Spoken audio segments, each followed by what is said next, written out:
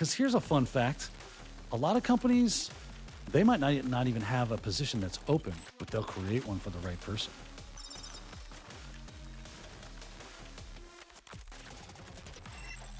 Daniel, welcome to the show today. Dakota, a pleasure to be a part of the Bearded IT Tads podcast.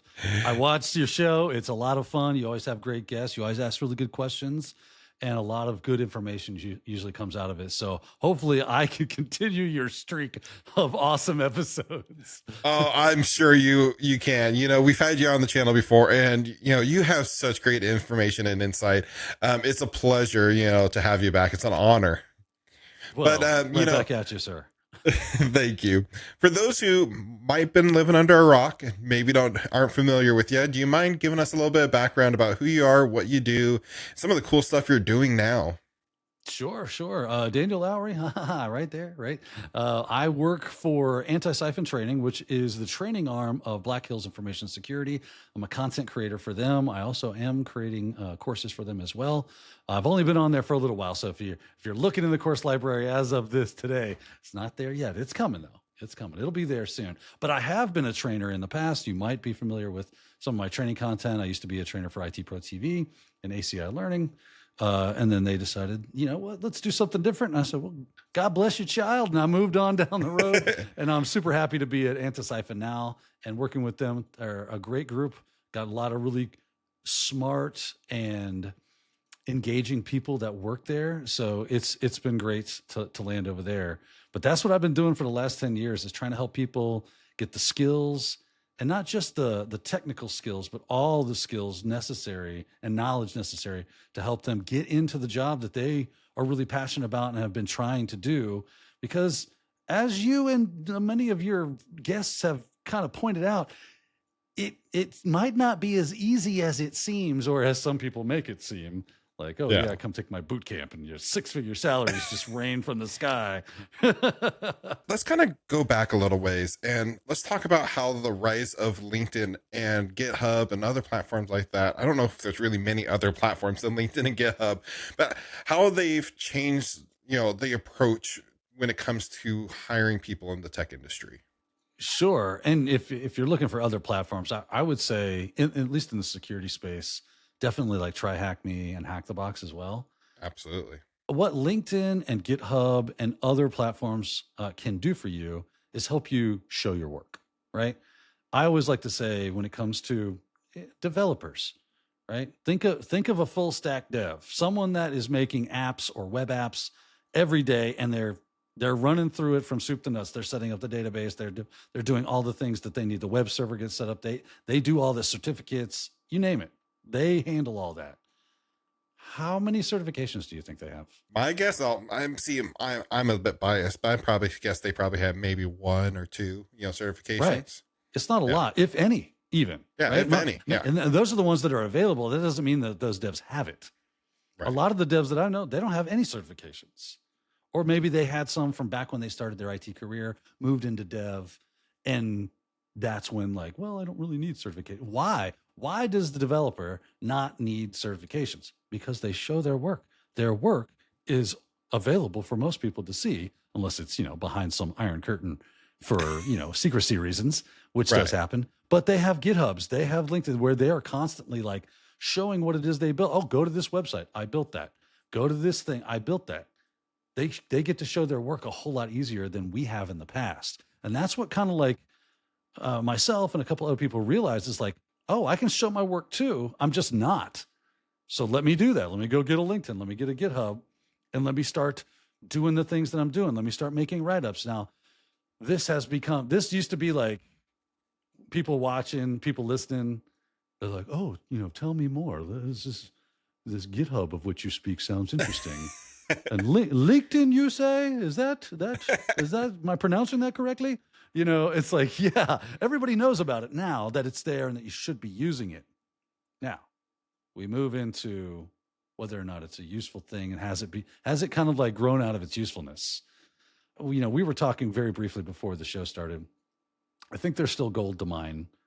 And for the reasons of that, people, in a lot of ways, in my experience, from what I see as someone who is on LinkedIn almost every day, is a lot of people don't use it very well. 100%. They heard on a podcast or something like this that I go to LinkedIn and job. Okay. LinkedIn equal job. And very caveman fundamentally, yes, that is true. Right. But it won't be true unless you're doing it right. Right. You could spin your wheels a million hours and never get a single job out of LinkedIn and the GitHub that you're using and all this stuff because you're not necessarily using it right. So, and here's what I mean. I want to make sure that I'm being very clear, and I'm speaking generally. There's always edge cases for those of you out there going, well, actually, Daniel, I can go ahead and tell you how false you are and what you're saying. Generally, this seems to be true in my experience, right? Is that people think, okay, I need a job. I want to get into cybersecurity. Let me go into LinkedIn. I'm gonna just go crazy on follows and requests for connections. And I'll get a bunch of those. And then I'll start yellowing my resume to all these people. Hey, looking for a job. I sent my resume. Do I send it to you? Do I send it to your company? Like, how does that work? And that is your first or their first interaction with you as an organization is, I need something from you. Okay, let's be honest. Tech job hunting in 2025 can feel overwhelming. You've got people showing off these perfect GitHub repos, polished LinkedIn posts every other day. It starts to feel like if you're not doing all the things, you're already behind. But here's the thing. You don't have to go viral on LinkedIn or have 12 side projects on GitHub to break into tech. You just need real job-ready skills. And that's exactly where this episode's sponsor, Coursera, comes in. They've teamed up with companies like Google, Microsoft, and IBM to build beginner-friendly cybersecurity certificate programs that actually prepare you for the job. These aren't just fluff courses. You'll get hands-on experience with the tools that real companies use. We're talking Splunk, Microsoft Defender, QRadar, and more. It's built for people who are tired of just chasing the latest trends and just want to build a real career in the tech industry. You don't need a degree. You don't need to be a coding wizard. You just need the willingness to learn, and Coursera gives you everything else. If that sounds like the kind of path you want to be on, hit the link down in the description to get 40% off your first 3 months for a limited time only. So if you feel like LinkedIn and GitHub are just noise right now, Coursera is the place where you can cut through the clutter, focus on real skills, and build a career that doesn't require a following, just results. With that said, let's get back to this week's episode. I want something from you. You have something I want, and I'm here to get it. Okay. Now, I love the way you just did that little head nod. Like, yeah. I feel like you get where I'm going with this. Yes. Okay. No, hopefully, no, absolutely. Everybody is says it as well. Go ahead. No, I do a lot of career coaching and one-on-one coaching, and literally I did one this morning where we are reviewing this gentleman's LinkedIn profile, and luckily he had taken my advice and done a very good job on it. But so many people, they'll reach out to me and like ask for me to mentor them or something, or give them advice, and I click on their LinkedIn profile because I'm curious about them, and like they don't first of all, more times than not, they don't have a nice profile picture. Like, they have something that looks like is either taken on a potato or they're using like the default image. I mean, you know what I'm talking about. Oh yeah. And like, was that an iPhone 2 that you took this yeah, with? What exactly. Or they're using the same profile they took they have on their Facebook where they're holding up a glass of like a margarita or something, or a beer. Yeah. Like, they don't take the professional approach. And in the grand scheme of things, I'm like, does a profile picture really matter? And most people are probably like that too. I'm like, yeah, it does. It's one of your first things, your first impressions that when someone clicks on your LinkedIn profile, they're going to see. They don't go down and instantly see like all your wonderful skills. They see your profile picture and like your background header image. And if those are either empty, which is more times than not, or just not professional looking or whatever, you're instantly losing my interest. And when you are looking for a job and you have someone's attention, you've gotten someone far enough to click on your LinkedIn profile that's a potential hiring manager, you have like a matter of seconds to try to win them over. And the slightest thing they think is like not correct, they're gone. You've lost all chance. You've lost all credibility. It's over. It's over. Yeah. So doing the little things makes a big difference. I feel like couldn't agree more. Most people out there, they hear they need a LinkedIn profile to get a job. So they create a LinkedIn profile and then never touch it for like 3 years. And then they start using that to start applying. And those, like, great, you have a LinkedIn profile, but you've actually probably almost made it worse, in my opinion. Like, I feel like having no LinkedIn profile is better than just a cobweb, like ancient LinkedIn profile that hasn't been touched for years. Because to me, that shows you're not truly interested. You're not like going above and beyond to give that effort, that interest. And yeah, I'm like, they're not contributing. They're not part of the community. Whatever. You literally took the words out of my mouth, right? Well, thank you everyone for tuning in. That's all you. That's it. Man, this was fun. It's a good conversation. How about them Packers, right? Pick sports team. I just threw that one out there. Exactly. I'm not a Packers fan, but this is the part 2 of you're not using it right. Okay, so you have to have a LinkedIn, but you spun it up. You did all this stuff. Your first engagement with people was, you have something for me? People a lot of times do not enjoy feeling used. And that can get that feeling when their first interaction with you is, I want something from you. Right. I would never start off with reaching out to an organization with, I want something from you. I would start off with, I've seen your org. I followed your LinkedIn profile. I think you guys are doing an amazing job. I'm really inspired by the work that you do there. I've learned a lot from what you do. You tell them why you think they are something that's cool. Yeah. Right.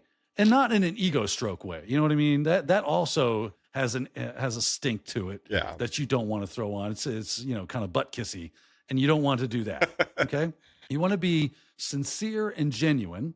So don't just throw out something to X, Y, or Z company because they're in the space. Actually follow them. Go look and see what they're doing. Check out their website. This is work. It is not a magic genie that you rub the bottle and he pops out and goes, can I get you a job? That's not how LinkedIn works. On wishes? Some all-powerful genie. Okay, I'm sorry. I'm not saying that it's never done that, but generally this is not how you go about things. So you want to be genuine, you want to be sincere, so that when you do reach out and you tell them these things, that it comes across as actual sincerity. And I just wanted to say thanks. Would love to connect so that I could more closely follow. And every now and then maybe I'll reach out to you. Done. And you just walk away. Maybe you hear something back, maybe you don't. Don't worry about it, right? Check on it from time to time and see, hey, notice that you guys did this. Just kudos. Engage with their posts. Right. Not just like, oh, I liked that. Take 2 minutes, hit the comment button, and go in there. Add value. And here we go again. I'm giving you guys. I'm telling you. Right. This is the pennies in the penny jar. It eventually, it's just a little penny. It doesn't add up to much, but eventually the thing will be overflowing with riches. Okay. This is you putting pennies in the penny jar. This is you sticking that money in the LinkedIn savings and trust so that you can make a withdrawal from it one day. Okay. So you hit that comment button and you say, not cool post. This was awesome.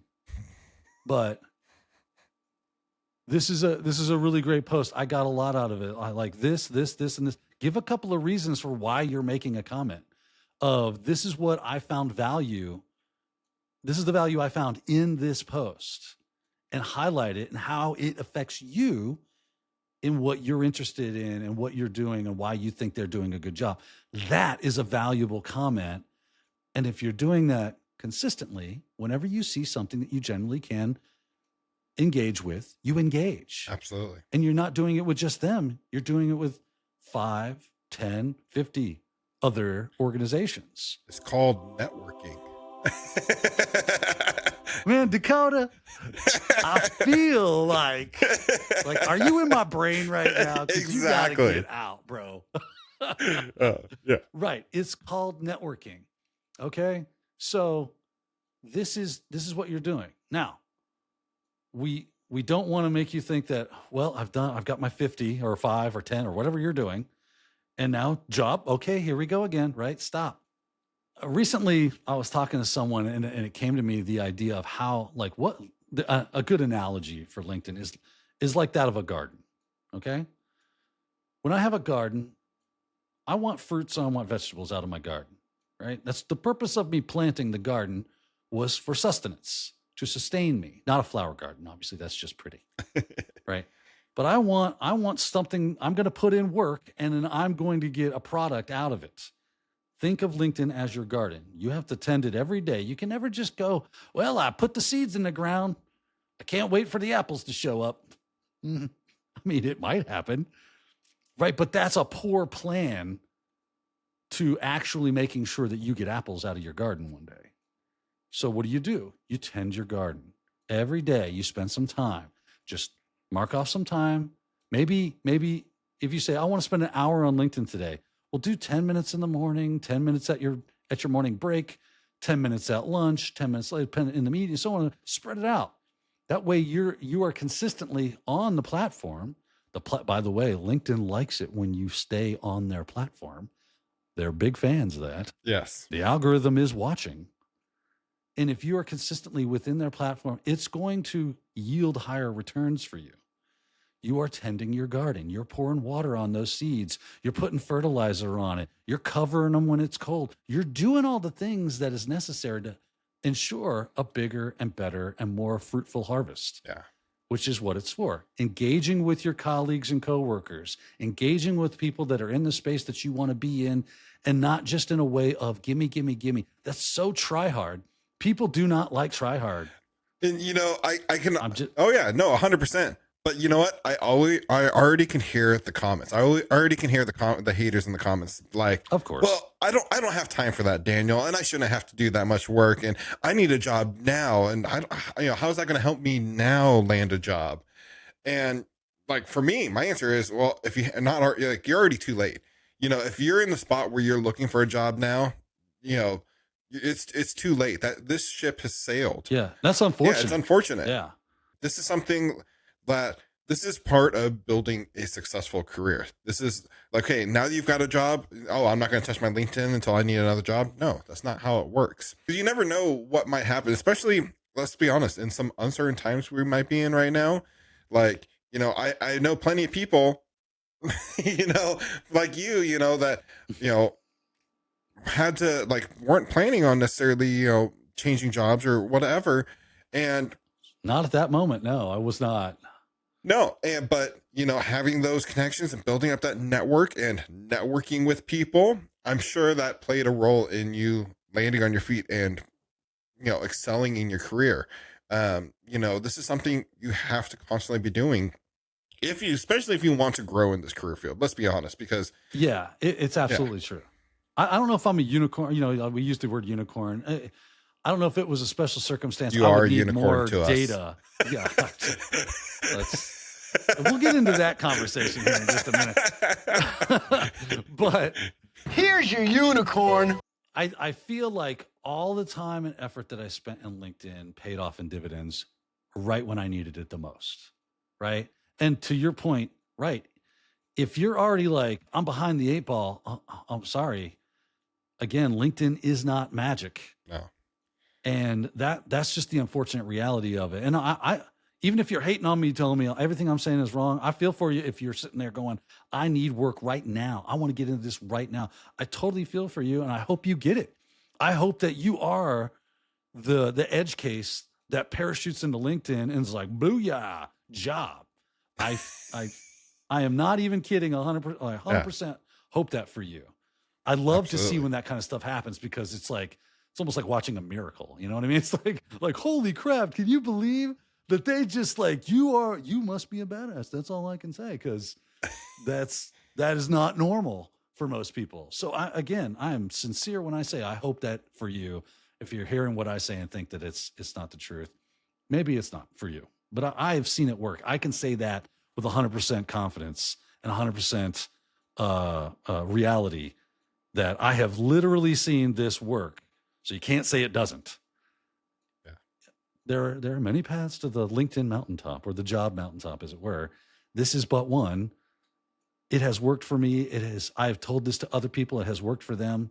I'm free here. I'm not asking for any money from you. You may lay it at your feet and leave it if you wish. It's up to you. But I feel like through a lot of observation and experience that this generally does tend to work out fairly well for most people. So if you are like, I say right now, like if you're a high school senior getting ready to go into college, this should be your guidance counselor should be like hooking you up in LinkedIn. Absolutely. Like, okay, let's start your LinkedIn. Let's get there. Because I don't care if it's IT, if it's cybersecurity, if it's auto industry, it doesn't matter what industry it is. There are people on LinkedIn that you need to be in contact with, and then they need to know who you are, what your name is, and how you're contributing to your community and your organization, your environment, right? And the sooner you start, if you came to us today going, I need a job now. My LinkedIn's got cobwebs all over it. Well, go dust that sucker off, get your watering can, get your garden hoe, and get all your tools and get ready to go back to work, because that's where you're focusing right now. And you got to understand that it might not be until the next year's harvest that you get to pull something out of it. Yeah. But it's better to start late than never. Right? Exactly. Because the more you just let it sit, the more it's doing nothing for you. That is 100% true. I mean, you got to start. You know, the biggest thing, the biggest advice I hope anyone takes away from this interview is to start. Like, so many people just don't even do that, and that goes back to what we said earlier in the show, that people will create that LinkedIn profile and just build up the cobwebs. If you're listening to this, go out today, start logging in. Just maybe start trying to do at least log in once a day. And be active in the community. Don't just log in and look and scroll and doom scroll forever. Right. Be active, be engaging. And God forbid, maybe you even create your own posts. Exactly. With information. Exactly. About stuff. Here's the interesting thing that maybe, and I get why a lot of people that are new, and it takes a while for this to kind of find its way up into the dome, up into your head. I don't know why. I'm going to go ahead and give you guys the secret. Get ready, right? Get your pen and your pad down, write this down, is that there are... Editor zooming in. Unless you just started, like last week, last month, if you have any knowledge or information about your chosen career field, there are people that are under you going, I wish I knew what that person knew. Exactly. Right? So the fact that, like, you know, because I hear, you know, let's shift focus off of LinkedIn for a second. Let's go to GitHub. You got people that will say, why create a tool? Because what do we tell you to do? We say, go create a GitHub and then pick Python, probably Python, you know, so pick something, PowerShell or Bash or whatever, something simple to get into that's not so overwhelming that it's impossible. Pick something and then go build a tool that does a port scan, that does, a host discovery scan, that just pings and gives you a list of live hosts that it found. You know, create a tool that does, I don't even know. It's just like anything to do with networking is always a pretty good idea. Yeah. Anything that manipulates with files or does administration, something where you can script away and automate something that's typically manually done and kind of sucks. I don't care that those tools exist in the pro version or even open source and free. You know, you got all the FOSS tools out there that are awesome. And it's like, why reinvent the wheel, Daniel? You're not reinventing the wheel. That's not what this is about. What this shows is that you are interested in it, that you are learning things, and you have demonstrated the things that you have learned. This is showing your work, right? Yes, right? It's not about trying to create the next Nmap. Maybe you eventually do. Who knows? But you'll never know unless you get in there and start working. If someone's telling you today that, yeah, you don't kind of know scripting or any kind of, I'll make sure I'm clear. I'm not saying you got to be a dev or that you got to be really good, or even I'll go as far as to say good at scripting or programming. But you do need to know it. It's a good thing to know. Okay. Exactly. That's what I want. I'll make sure I get, because I can hear the people. "Well, you said I need to know." It's a really, really, really, really, really, really, really, really good idea. Okay. Hopefully that's hedging my bets well enough to keep the haters from going, "Well, you said Daniel, I needed this." It's just a really, really, really, really, really good idea, because it's going to help you. It gives you something to show. It gives you something to talk about that you're learning. And guess what? The people underneath you. And by the way, jump on Indeed, jump on Dice, jump on Monster, look up your IT cybersecurity job of choice and start sifting through not just one or two job postings. Look through 10 job posts. Look through 15 or 20 job posts. I would venture a guess that 75% of them will mention some form of scripting language. Absolutely. Right? It's just the evolution of the industry, you know. It is. Things evolve, you know. 5 years ago, even, you know, I may not have been telling you the same thing. Scripting maybe not have been, maybe 5 years ago, it's starting to actually get a little bit more required. But you know what I mean. You know, I do. It's the industry evolves, and you have to be willing to evolve with it. You have to be, and you don't have to be an expert. You don't have to be the next guru, and that's, you know, super good at Python or PowerShell or whatever. But, you know, know the basics, you know how to fumble around, how to get the answers you need. Exactly. That's what you need. And the rest will come with time. And it gives you a good fundamental understanding of what it is you're testing or you're securing or you're building or that you're working with. The more information that you have about that, I think a prime example, I was looking at a chat. I was in a chat or something the other day. I forget. I'm on so many live things now and there's so many chats going on. They're all starting to blur together. Yeah. And they were, there's some people were talking about networking fundamentals and how networking has kind of been abstracted away by the cloud a lot. And Dakota, this is like right in your wheelhouse, right? Like, yeah, it's like a lot of people don't really know how networks work anymore because the cloud just does it for you. Exactly. You just go, I need this and I need this, and it connects them together. And it's like, okay, I know an IP address. That's all I need. I know about a port. I'm good. But routing protocols and switches and VLANs. It's a dying art almost nowadays. Right? What's going on? That used to be like the king. Yeah, no, I mean, that used to be the thing. Like, if you knew networking, like I remember, so back in high school, I did the CCNA program, and out of high school, if you completed with a CCNA, you had recruiters knocking at your door, like literally physically coming to your house, and you're like, I didn't apply for anything. I'm like, they're like, you don't need to. Yeah. We want to give you a 6-figure job. Like, you know, it was like guaranteed job placement, like if you had the skills. And somewhere along the way, the cloud came in and kind of just took over. And people are like, oh, we don't need networking, you know, the big organizations. And now we have people that are exiting the job market, you know, they're retiring and stuff.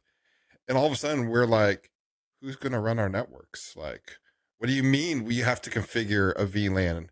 What is a VLAN? Like, we don't have that. And I'm like, no, you actually still do. Like, things like that. So like, I feel it's coming back to the era of like, you almost can write your own salary. You know, becoming an expert in networking. And this is off topic for this discussion, but you know, it is one of those fields where like, there's not a lot of experts out there. Anywho, I've gone off. Yeah. It's just a little, I think it's okay. I like how the conversation just kind of moves organically. I know we've got some stuff we definitely want to talk about, but how that is like, to your point, the original point we were making is like, right, the business evolves, what you need or don't need to know, or what's good to know versus what's good to know, what's good to have, what's versus what's not good to have. That all starts back at the original start of our conversation of, everybody now knows you need LinkedIn. Everybody now knows you need GitHub. Everybody's in, you know, I saw a meme that said, you're in the top 5. It was that scene from Toy Story 4, I think, where it's Buzz, and he's in a toy store, and he runs into another Buzz, and he's like, "Oh, we're all," and he's just this. It's like everybody's in the top 5% of Try Hack Me. It's like, Yeah. right, because like that became a thing, so everybody latches onto that thing. Now you got to learn, and that's kind of the key takeaway here is like tools are tools, and they become useful for a time in the way that they get used, but every now and then you got to go, well, this isn't really special anymore. It's not making me stand out. And that's what we're trying to help you do. To learn how to use the tool maybe in a way that will help you stand out more. Absolutely. Because if everybody's doing the same thing, it's just one big homogenous thing, it makes it really difficult for people to get work again, right? Because now, well, you're just the same as this person. There's no difference. You all have the exact same paper. It's just a different name at the top. Exactly. Why should I hire you when there's 100 of other people that are willing to do this exact same job and have the exact same skills? So you got to figure out what's the next thing. How are you standing out? And like right now, like, you know, one of these emerging technologies I feel is standing out that everyone's jumping on the bandwagon is AI. There, I've said it. It's not a podcast until I've said the words. We made it 20 some odd minutes into the podcast and I mentioned AI. But, you know, but to that point, like that's the new thing that people are using to stand out. That's the new skills. That's the new fancy buzzword. But it's going to get to a point that's going to get saturated. Okay, what's next? Are we talking quantum computing? Are we talking, you know? Yeah, and how do you get your hands on quantum computing? You know what I mean? Exactly. I'm just going to spin one up in my home lab. You know what's funny? I have, you know, this kind of brings us, we mentioned unicorns a minute ago, right? Let's talk about that name, that label. A unicorn, for me, and maybe Dakota, you've got a different, we'll make sure we're talking and having the same definition here.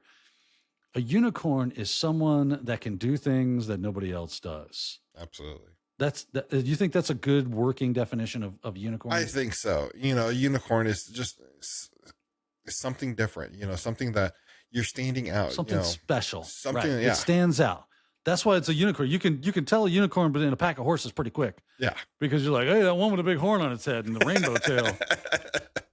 That seems different. Hey, you know, I'm gonna go look at that. It's got all these this is a pretty horse. Yeah. With the stabby horn.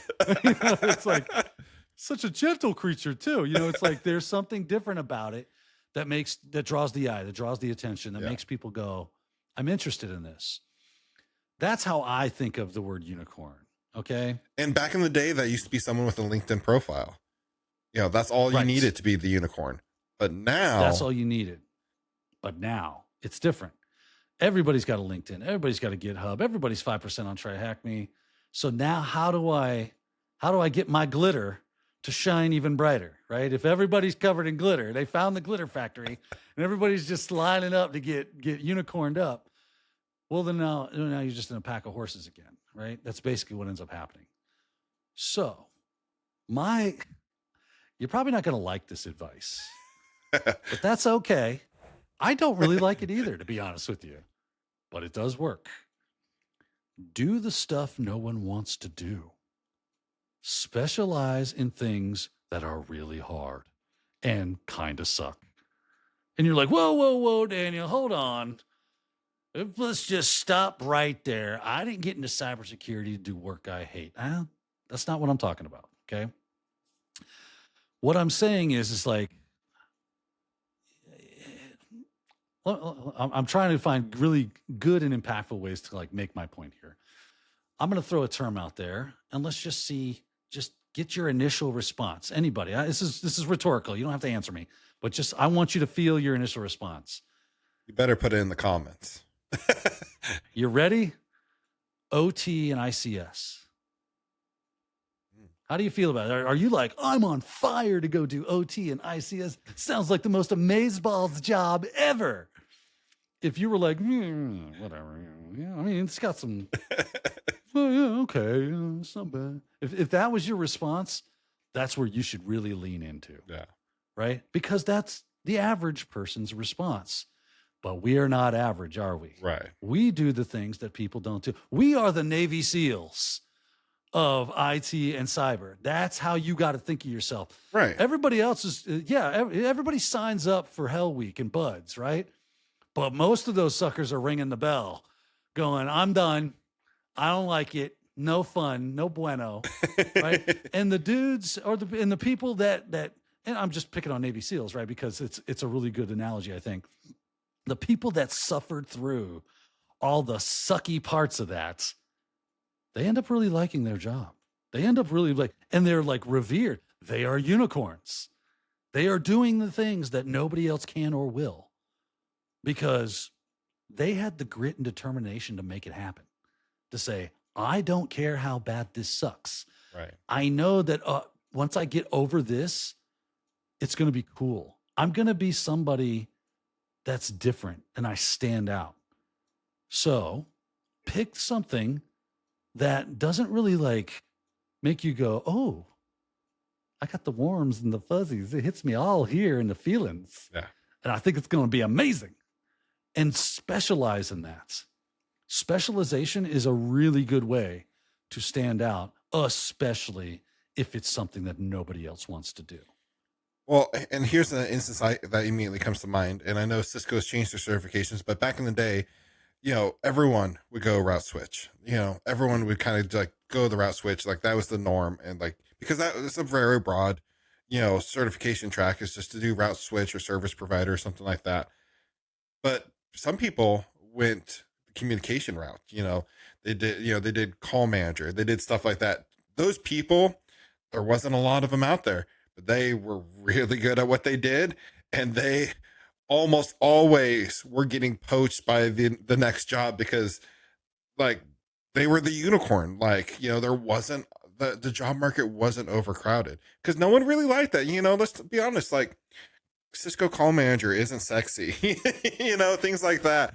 It's not right. Cybersecurity. Everyone wants to be a penetration tester. Let's be honest. Like everyone sees the sexy side of the penetration testing. Not necessarily everyone wants to do the non-sexy jobs. I don't know exactly. I think all jobs in cybersecurity are interesting, but audit. I don't know. Yeah, exactly. Jerry Ozier from Simply Cyber always he was sitting with me one time at Wild West Hacking Fest one year, and I said, "What you got on your plate for this year, Jerry? What's your plans?" Because we had a little powwow we typically do. Yeah. And he goes, "I'm gonna." How did he put it? He said, I'm going to really dig into GRC. I want to kind of pump GRC. Yeah. And I said, how did I said something like, you're going to make GRC awesome. He goes, I'm going to make it socially acceptable. That's my goal. Yeah. Just to make GRC. And I think he's succeeded in that, honestly. Yeah. So, but we make fun of GRC. They're the non-sexy cybers. Again, someone who digs into GRC and really gets to know their stuff. Right. They are super valuable. Super valuable. I always say go become an expert in PCI DSS. Go learn GDPR like it was like you were a monk and it was the Bible, right? Like yeah. if you are someone that can, with confidence and expertise, help someone navigate a very difficult set of rules and complex systems that most people just go, get it away. It's like you are now the unicorn in that space. Yeah. Does that sound like fun? No, I've read PCI DSS cover to cover. It's not a fun document. I one time opened HIPAA and got a nosebleed almost instantaneously. It was like, holy crap. This is like, what is this? This is insane. The diamond model of intrusion detection. That thing right there, you better wear a helmet because it will blow your mind. Now, before we get too much off the deep end, I feel we've talked a lot about what you need. Let's go back to do you think traditional resumes are becoming obsolete, or what role are they still playing in the hiring process? It's funny. I was talking to my friend the other day, and he's in a different space. It's related to IT. He's in radiology and IT, imaging IT, that kind of stuff. And he was telling me how he's been sending out resumes nonstop. He's on LinkedIn. He's cooking resumes out like it's going out of style. And I go, I don't know if that's necessarily your best strategy, right? I go, because you're a super smart dude. You got a lot going for you. You know a lot about your industry. I go, maybe instead of like just, yeeting resumes left and right, you reach out to some of these organizations, and we kind of go back to what we were talking about earlier. Like, let your first interaction with those orgs be, hey, love your stuff. You guys are doing it right. Keep up the great work. Love, Bob. It doesn't seem try hard. It doesn't sound like you're trying to get anything from them. It doesn't reek of any kind of desperation. But I hear so many people say, I've sent out 200 resumes and I got 3 callbacks and 1 interview, which I didn't get the job. It's like, that's some suck numbers, man. I hate that you put in so much effort. You remember those demotivational posters? It just made me think of this. You remember those? And there was this one that had a bunch of nails that were bent over, and halfway they were just all bent, and there was one nail that was fully pushed into the board, and the hammer lay next to it. And it said, if you think by sheer effort that you'll get somewhere, then there's no limit to what you can't do. It's like, yes, effort is a part of it, but just brute force may not be necessarily the best way to go about it. Use your head. I mean, you can get there, but like at what cost? Yeah. Think about it this way. Let me put it this way, right? We're cyber people. We like this stuff. Brute force password cracking. I don't know too many people that start off with that when it comes to if they really need to get a password. If they're really looking for passwords, they don't start with pure brute force. Right. What do? They go, well, this is the name of the organization. This is the year. This is the season. Let's try some special characters. And they do some basic manipulation and mutate. They mutate a set of common used dictionary words. They do a hybrid approach. They really focus and scalpel and surgically come in instead of dropping the mother of all bombs. They say, let's do a strategical strike. Let's go right after what is most likely to elicit some good fruit. Do the same thing with your resume. So back to your question, do I think resumes are, a vestige of the past? I still think they have their place. I think they are probably a bit of a formality at this point. Not that they can't work as far as like submit a resume, get through the ATS or AST? I can't remember. ATS, yeah. ATS systems, and then get to the next level. Yeah, that could still do that. But so maybe you do a bit of both. Maybe you go like, well, I don't have really time. I want to get some resumes out there, but I'm going to focus my efforts on these 10 orgs, on cultivating and building a relationship with them before they get a resume. Yeah. Right? Because here's a fun fact. A lot of companies, they might not even have a position that's open, but they'll create one for the right person. Yeah. Absolutely. Did you think about that? Hopefully you do. If you are that right person, they'll be like, you know what? We need you on our team. You are just the right fit for what we do. You obviously have skills in this. We were going to have to wait until next fiscal year to budget for a new employee, but I'm going to push to open that up now so that we can just go ahead and get the ball rolling and get you in here. This happens a lot. Yeah, I can personally attest to that. At my current employer, I was hired as a NOC technician, network operations center technician, just to do the basic stuff, to help out in the NOC and stuff. And I made it my mission. I've told the story before. I think I even told it to you. I made it my mission to learn everything I possibly could, to go above and beyond, to just try to do the best I could. My 90-day review comes. They created a position for me, and I got promoted to director of network operations. And the network operations center has grown since. Now I have employees under me. That's insane. And yeah, the organization wasn't originally structured that way, but it got restructured because they saw the value. They didn't want to lose the good employee. I gave it my effort, and I've been in that role for almost 4 years now. Absolutely love it. I've done some amazing things and doing even more now. And it's because they didn't even have that expectation. They didn't even think, well, we're going to hire someone and this is going to happen. It just happened because, they saw me, they saw my drive and my passion. And I want to kind of also go back to something you said about resumes too, is like, the people who put out like spray out 200 resumes and like don't hear anything back. There's two things that come to mind is, why are you sending the exact same resume to 200 different organizations? I wanted your opinion on this. I think gone are the days of just having a the same resume for every job you apply. I think that's a thing of the past. Absolutely. I think if you are sending out the same resume to every single employer, you are doing it wrong. Yeah. The end. Absolutely.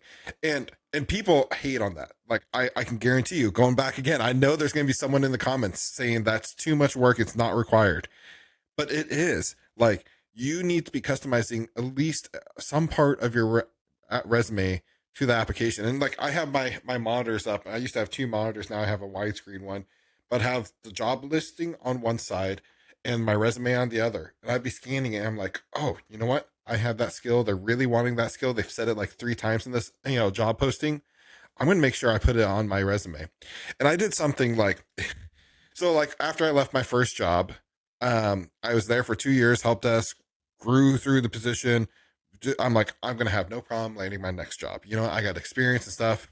And I wasn't. Like, I was applying for jobs and just getting crickets. And I got this advice. If you find yourself applying for jobs and you're not getting interviews, your resume sucks. I mean, simple as that. And I'm like, no, this is the same resume I used when I applied for my first job. It works.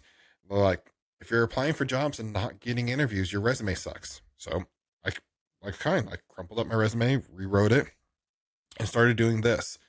And I made it so stupid simple. Like, I made it like I was creating it for like a 6th grader, where like, I didn't just put that skill amongst a bunch of other skills, like a bunch of keywords. I put it in like a sentence format, and that exact skill they were looking for in the sentence, I would put in bold. Like, it sounds silly, but I kid you not, within a week of trying that format, I had like 6 interviews lined up. Like, it was crazy. Like, it works, Right. You didn't double your efforts. No. You rethought your approach Exactly on what you were doing. You said, okay, you still submitted a resume, right? So the thing you were doing ultimately was still the same thing, but you looked at it more analytically and said, okay, this doesn't work.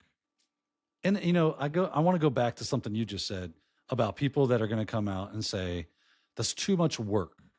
If you're not willing to work that hard for you, you sure as heck ain't going to work that hard for me. Yeah. Right? I mean, Maybe it's not. Yeah.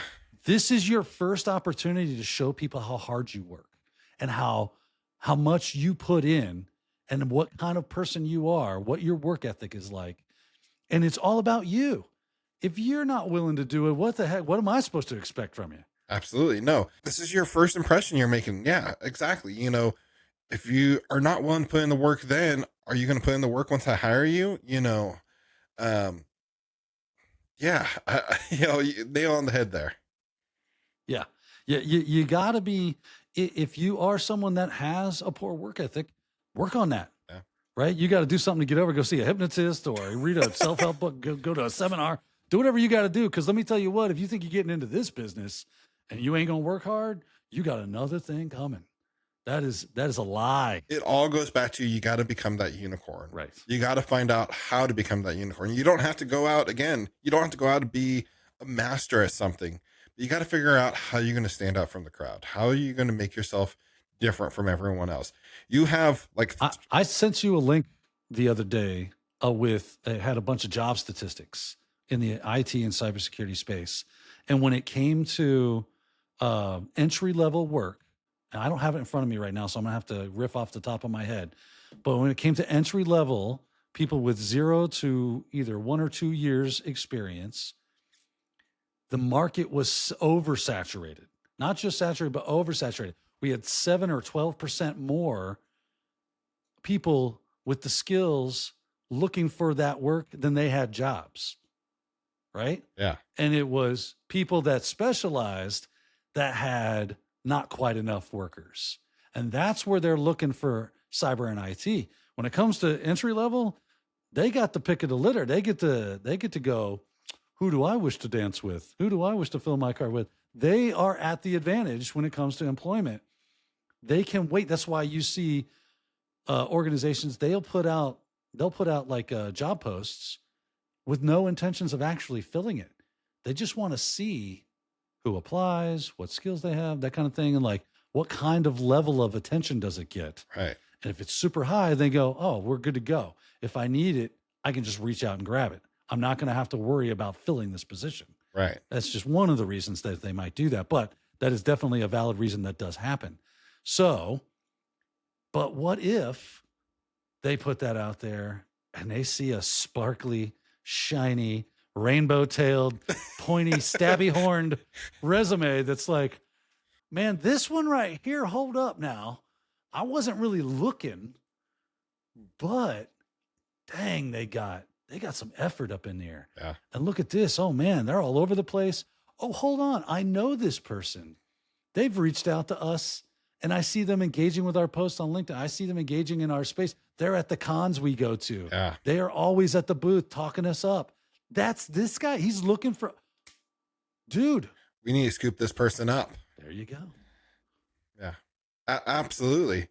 That's what you're looking to do. Yeah.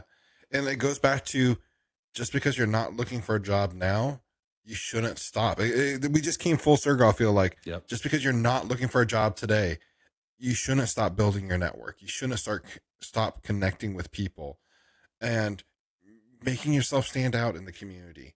And because when you have that, when you become a free agent, when you are, looking for that position again, there's going to be someone that recognizes the hustle. You know what I mean? Yes. And and not just the hustle, but like you're always constantly looking to improve. You never rest on your laurels. Let me tell you what, that is the quickest path to becoming irrelevant to anyone. Oh, is to go, I did it. I've arrived. Yeah. Yay. Especially in the tech industry, I'm in an interesting position currently. So I've got a job that I absolutely love. And I got it way, way before, when I set out, I wanted to become a network engineer, a network architect, a system administrator, like some of those that was my goal. I feel like I overshot and became a director of network operation. And I'm at the point in my career, like, what's next? Like, I don't have that. Like CTO or something. Yeah, exactly. I'm like, what's that next goal for me? And I don't want to say I'm comfortable. Like, I really like my job. I don't plan on leaving anytime soon. So I question myself, like, what was next? And then I'm like, maybe it's not necessarily I'm chasing after a job now. Maybe I'm trying to become more that unicorn, more that figure in the industry. And I've even had these discussions like with my manager. I'm like, I do certain things for the company. I'm like, I want us to be become the standard. Like, I want us to become the organization that other organizations look at. Yeah. I want to build us in the community.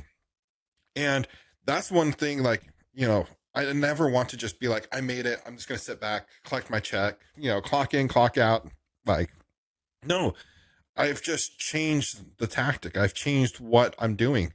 I'm what I want to be. Now, how can I be that top 1%? Forget the top 5%. How can I be the guy now?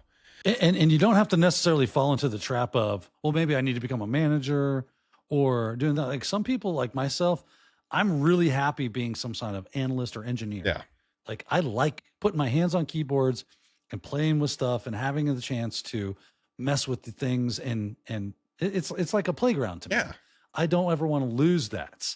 And when you become a manager, you can. You're busy managing the people that are doing it and dealing with the people that are above you and things of that nature. So I never want to move away from that. Yeah. But I've seen too many times where, CISOs and CTOs and CIOs and people in that level will see a really good employee that kills it at their job and go, we need to promote them. Yeah. Right. It's like, you need to set the stage. You need to have some lunch with those people and let them know, you know what? I love my job and I never want to move from it. But if you're ever looking to make me happier, like if you want to keep me happy, you can pat me on the back with some extra zeros on the end of my check or whatever. You know what I mean? Yeah. Exactly. And give me some good incentives to keep me doing exactly what I'm doing at the highest level possible. And that's going to make me happy. Well, and not to go too off the deep end. Well, it's also, I want to do one more point real quick is I've only proven that I'm really good at engineering and being an analyst. I haven't proven I'm a good manager. Why the heck would you promote me into a space that I have no experience or desire to do? Yeah. And for non-IT people, that's the most logical progression for someone who's doing really good. Let's going to stick them in a manager role. And not everyone does that good. I adapted. I can handle that. I don't mind it. I enjoy it actually, to an extent. But my organization is different. I get to be a manager, but still get to play with the toys all day. So, yeah. And that's awesome. Yeah, that's awesome. But on the same hand, like that is a natural progression. So you just have to have those conversations. You got to figure out how you can adapt your skills and keep on evolving. And yeah, you got to be, just be open and have that clear line of communication. Right. Because if they don't, nobody's a mind reader, right? Your boss isn't over there going, Dakota doesn't want to be a manager. He enjoys engineering. They're not doing that. It's just not happening. So you have to be open, like, hey, boss, let's get some lunch today. Let's go hang out and just chill out. Or if you're in your one-on-one with them, let them know during your one-on-one, you know what, I really enjoy what I do. If you do want to move into management one day, you need to let them know that too. I see myself in management. I one day, I hope that when you are, have an open position, or if you have a program you're going to develop where people that are looking to get into leadership have an opportunity to move in that direction, I would love to be a part of it. You have to let them know that. Otherwise, they kind of got to do their best guess, and maybe they guess wrong. And then I've literally seen a guy who was a great developer get forced into becoming a manager, a job that he wasn't very good at because he was my manager. And he became a good manager, but that wasn't his thing. That wasn't his passion. And they pushed him into it, and everybody suffered because of it. Yeah. Until it took years for us to find an equilibrium again. And why do that? Just set it on out the gate. I don't want to, I'm really happy. Maybe one day you're like, okay, this is my 14,000th pen test. And yep, it's another internal, it's another AD environment, Entra ID, whatever. I'm going to fire up responder. I'm going to do the thing. I'm going to run a hash crack. Yeah. And that gets to be boring to you. And you want to pivot. You want to do something else. You got to say. But when that time comes, if that time comes, you got to be open to that with the people that can help you make that happen. You got to be talking about it in LinkedIn. You got to be working on I built a home lab because now I'm really kind of getting into DFIR. I've been pen testing for a while, but I think it would be really cool. I found a new passion in DFIR. Cool. Start doing DFIR stuff. That's the cycle. You continually cycle through these things. You never stop tending your garden. You're always feeding and watering it for the next thing that you think on the horizon. And you're going to be doing the things that are in front of you as well that you're already passionate about. And as that passion starts to move, you gotta adjust with it and do all the things necessary and go, okay, where's the really hard stuff that no one likes to dig into? Yeah. Right. Like right now, I've never been like, oh, I'm the fishing guy. I'm going to fish. I'm going to do fishing. But something came up and it was relevant to that topic. And I thought, okay, this does look kind of interesting with Evil Jinx. And I started going down there. I'm like, oh, okay, I'll stand up a little home lab. I'll do some Evil Jinx. This looks interesting. Let me get a login somewhere that has 2FA. And I'm like, well, this dang thing is not working as I expect. These fishlets, how do you do the fishlet right? I'm like, oh, there's no real good information. It's like, right, because the people that created Evil Jinx don't want people just easily being able to create really good phishing. Right. They want it for cybersecurity pros. So they keep that kind of stuff a little abstracted, a little hidden. So you got to really work if you want to know how to use their tool effectively for a phishing campaign. And now, okay, I'm collecting some tokens. I'm bypassing 2FA. I'm doing some hijacking. I'm man in the middle. This is really interesting. And guess what? Because it's a difficult skill, I will definitely be putting that on. And I'll be making posts about it. I'll be talking and kind of pushing people in the same direction. Like, hey, here's some good resources. Here's some good information. Maybe I'll make a YouTube video about it. I'm definitely going to talk about it on my live streams and things like that because it's interesting. I'm passionate about it now. And it's kind of difficult. It's not a simple fire up tool, point tool, tool go, it's done. Yeah. It's a little more advanced than that. So I want to show that I have advanced skills. And I want to show you how to get those as well. Computer hacking skills. Such great information. And since you mentioned it, if people want to connect with you, they want to watch your live streams, they want to talk to you, ask you questions, where can they find you out there? Well, I think I might have mentioned that I've been on LinkedIn from time to time. So LinkedIn is always a good way to get a hold of me. I might not answer you immediately because I do get a lot of once you get to a certain degree in Dakota, you probably know this too. That's like, you get a lot of people that reach out to you, and for better or for worse. It's most of it is better. And I'm really happy to say that most of the people that reach out to me are not just looking for something for free or, want me to do their work for them. Can you recover my Facebook account? Yeah. Can you hack into my Facebook? Yeah. You know what I like to say? I'll go, yep. Will I? Yeah. Nope. Nope. Right. So there's that. LinkedIn definitely is a great place to get a hold of me. I have a YouTube channel as well. So if you just search for my name, or if you do youtube.com/@Daniel Lowrie, all one word, you can find me there. I do a live stream every Friday right now it's at 10 a.m. Eastern.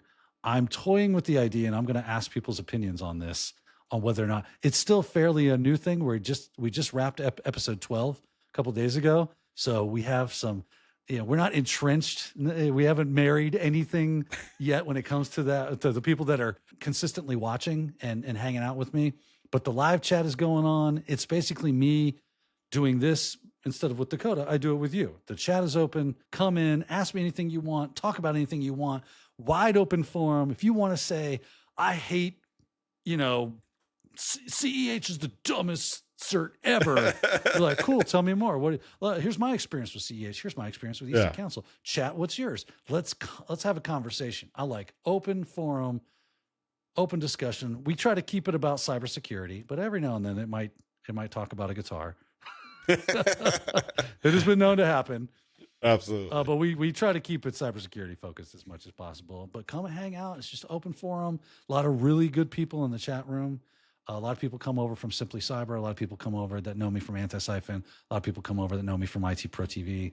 But I like doing this. I don't know if you've probably picked up on that, Dakota. Yeah. I will go on about this nonstop because it's interesting to me and I enjoy it. So if you could give the people that are listening one piece of advice, like one action item they can go out today and do to start making a difference, what would that one thing be? The one thing I would say to make a difference in the world, like Gandhi difference, or like, in their career. Gotcha. Just making sure I clarify that there. I mean, if you have the answer to the other one, I'll take it too. Yeah, by all means, go get that done. We've been sleeping on that for far too long. What I would say is one of the biggest things you can do, one of the best things you can do is be the person that you wish that you could find. So true. Right? That's what you need to do, right? Be the change you would. Oh, I guess I will quote Gandhi. Be the change you wish to see in the environment, right? Put stuff out there. I'm willing to help. Start a Discord. Start something. Do something that gives back. If you're the person that's giving out to the community, it will come back to you. Absolutely. It will come back to you. And you don't do it for the reasons of getting it back to you. You do it because you're like, I remember being that person that's struggling, that put out the 100,000 resumes and got nothing. I was that guy. I did that. So that's why I feel for you. If you've been that and you're on that struggle bus right now, flag the driver down and tell him you're ready to get off the struggle bus. Okay. And you're going to focus your efforts on giving into the community, reaching out to people in the community, engaging with people in the community, and being a resource for people in the community. And the great news is that is the best way to tend your garden, and fruit will flourish. Daniel's over here like, I've been there. I feel bad for you, son. I got 99 problems, but my LinkedIn ain't one. That's right. Sorry, I don't know where that came from. I just that's an excellent. Yes. But no, absolutely. And no, that's why I started my YouTube channel. all joking aside, is because it was a fellow YouTuber who got me into the tech industry, who convinced me I could do this. And then in turn, like, he pretty much gave me that same advice, like, you know, would you be interested in helping other people? You know, have you thought about being that? I'm like, man, you know, there's people out there that think this getting into tech is this big scary thing, and it can be for some people. But there's ways about it, and I could try to help them demystify some of these things, give advice, and that's why I started bringing other people onto the channel, like you, other experts, because I'm not a know-it-all. I never will be a know-it-all. I don't claim to be, but I know people who do know those things. And if if one video can help one person, that's all I need at the end of the day.